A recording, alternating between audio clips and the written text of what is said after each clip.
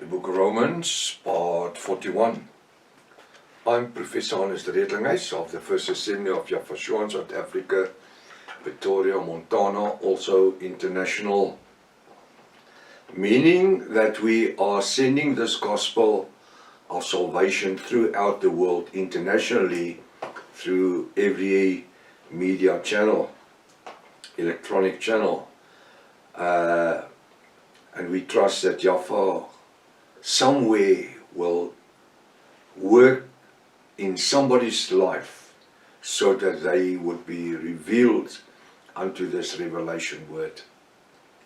Should you require any of my books which I've written, I'm thinking about the restoration of the original Sacred Name Bible, the Rotterdam version. It's available. You can't find it in no bookshops in the world. I have a couple available. Should you be interested, you can contact me at my WhatsApp number, +27 international code 0722 367 124. Just go to my website, https://Yahvah, YAHVAH, not a W, v.co.za, as you can see on the top here. If this is the first time that you are to participate in the study, you are so very, very, very welcome. New people, always welcome. But it's very important to go to part 1. Start from the beginning because you've missed out on quite a bit of information. It's very important to subscribe to the channel in order to receive the different notification of all the studies that we are currently busy with.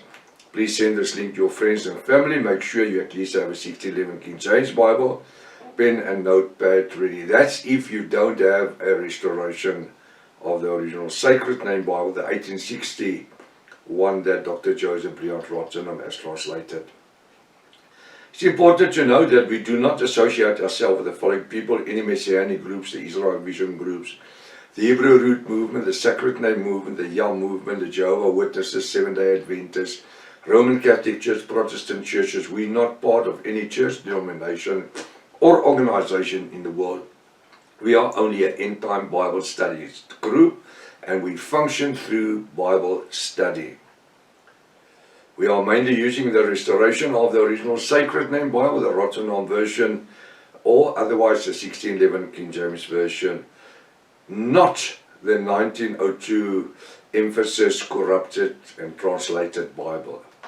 According to the original ancient 1860 restoration of the original Sacred Name Bible, the name Jesus was originally Yahvashua, the name God was originally Elohim Hashim, the name Lord was originally Yahvah, and the name of the Holy Spirit was originally the Ruach HaKodesh. Welcome to Breakfast with Prof. Hannes.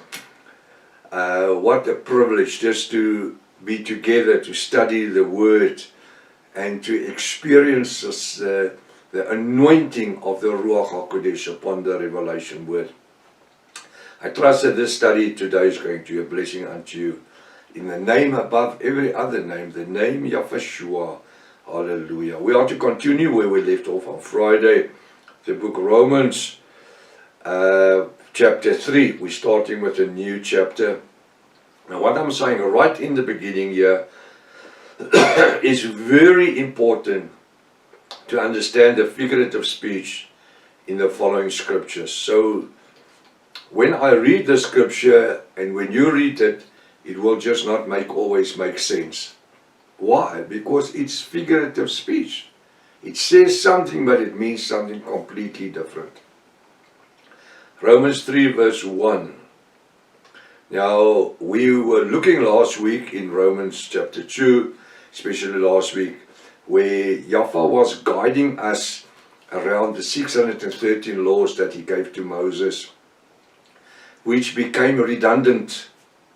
613 laws became redundant. That was that which was essential for the salvation of the Jewish people, the Hebrew people, for 1,070 years. When Yahvashua started his ministry after he was immersed by John the Immerser, and the Ruach ascended like a dove, it wasn't a dove, like a dove, and he says, voice said out of heaven, this is my beloved Son, in whom I am well pleased. From there on, Yahushua's ministry on earth started. 2 years he ministered only to the nation of Israel, and the last year he ministered only to the Gentiles. Now, Apostle Paul is asking a question here. He says in Romans 3 verse 1, what advantage then had a Jew? Because they were circumcised, they were keeping the Sabbaths, they were keeping the laws, they were having the feasts, and paying their tithes, and doing blood sacrificial animal sacrifices. So, but it came to be none in void the moment that Yahushua started to preach the gospel of salvation. And that's why he says in Hebrews 7 verse 18, he made 613 laws, none and in void, because of the unprofitableness of it. There was no profit in it, not money. There was just no salvation in it. Then what advantage then had the Jew, or what profit is there in circumcision? Now when it says profit, it doesn't mean money. It's the best word that they could use to say what use is there then to be circumcised. In today's layman language, we would say, now what is the sense of being circumcised if there is no advantage of being circumcised? Because we saw last week that the Gentiles were even in a better position, being not circumcised, than the Hebrew people that were circumcised. Now Apostle Paul is asking a question. What advantage then had the Jews, the Israelites? Or what profit is there in circumcision? Nothing. In the African language, azikolo. In Afrikaans, niks. It's no use. This is what the word says. We saw last week that the Bible says that Yahweh has no desire anymore that we, as part of the bride of Yahushua, be circumcised by our flesh, but by our cardinal minds. Not our hearts, by our minds, our thoughts. And that create the deeds which we would participate in. He says here, there's no profit, there is no advantage in being circumcised. Much every way, chiefly, because that unto them were committed the orals of Yahweh Almighty, that was God. They received the oral law. Yahweh gave them the law, and they practiced it orally. They practice it orally from generation to generation for 1,070 years. So there was no difference between a Gentile and the Israelites or the Jews who thought that they were angels just because they were circumcised. And yet today we find them in the Hebrew Root movement and the Israel Vision movement, that people are being circumcised just because they believe there's salvation in it, and they are taught this way. No. If you believe in circumcision, the blood of circumcision, that there is deliverance in the blood of circumcision through the 613 laws of Moses, then you're actually saying that the blood of Yahushua on Calvary's hill was not sufficient, did not do the proper work it was supposed to do.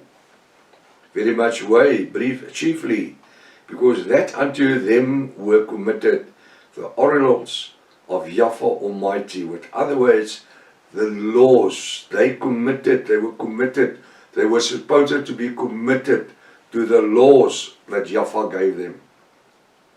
For what if some did not believe?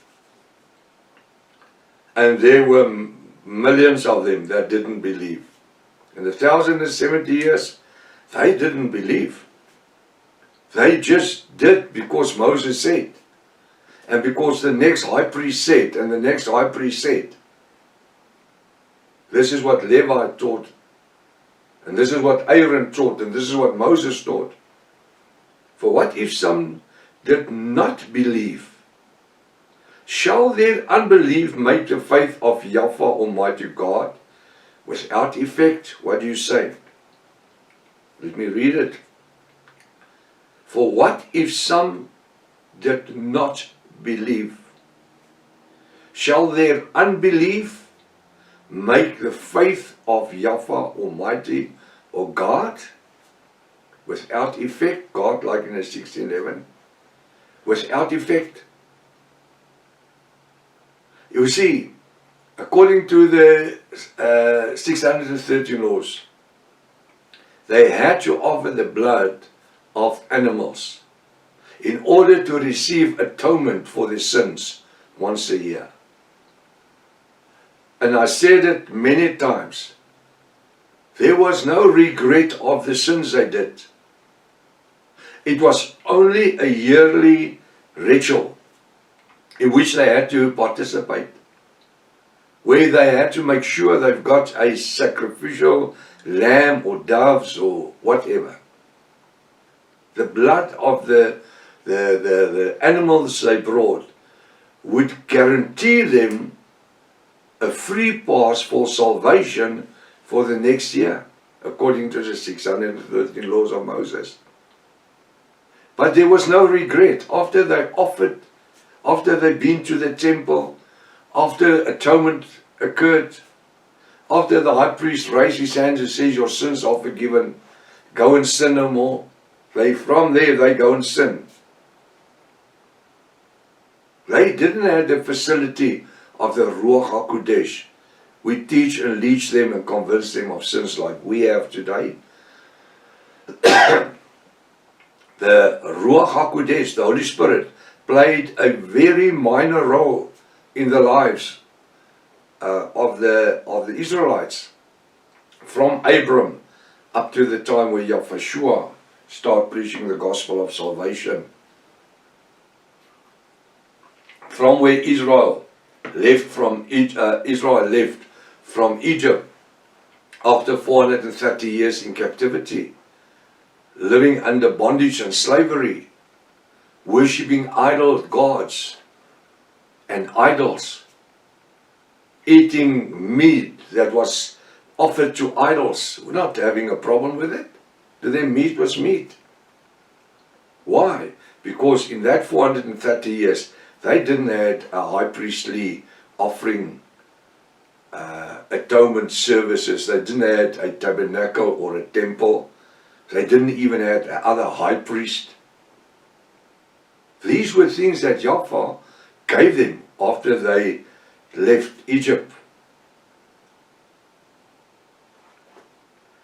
And that's why on a Sabbath, from Friday night sundown to Sunday afternoon, Saturday afternoon sundown, they had to sit in groups of 10 and 20 and 50, where they were taught about the 613 laws of Moses.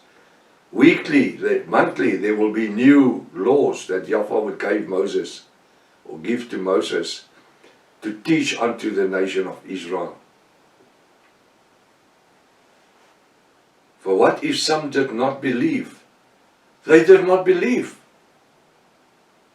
They received salvation through their unbelief. That's what we read already in Romans chapter 2.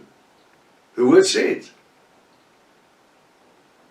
they will be judged by their unbelief. Like they had the laws of Moses, which will judge them. And the Gentiles had the law of nature, the law of unbelief. But the Jewish people in the time of Moses did not know anything about grace. They didn't know anything about the redemption blood of Yahushua. Nothing. They just participate in yearly rituals. And this is what the Bible says. It says even the high priest sinned, lived in sin, lived in idolatry, lived in fornication. Even they had to offer for their own sins first, before they could offer for the sins of the nation of Israel when the time come of atonement. I'm so glad in this 21st century, 2026, we don't need to wait for somebody else who most probably has got more sin than we have and have done more wrong than we have to intercede for our sin.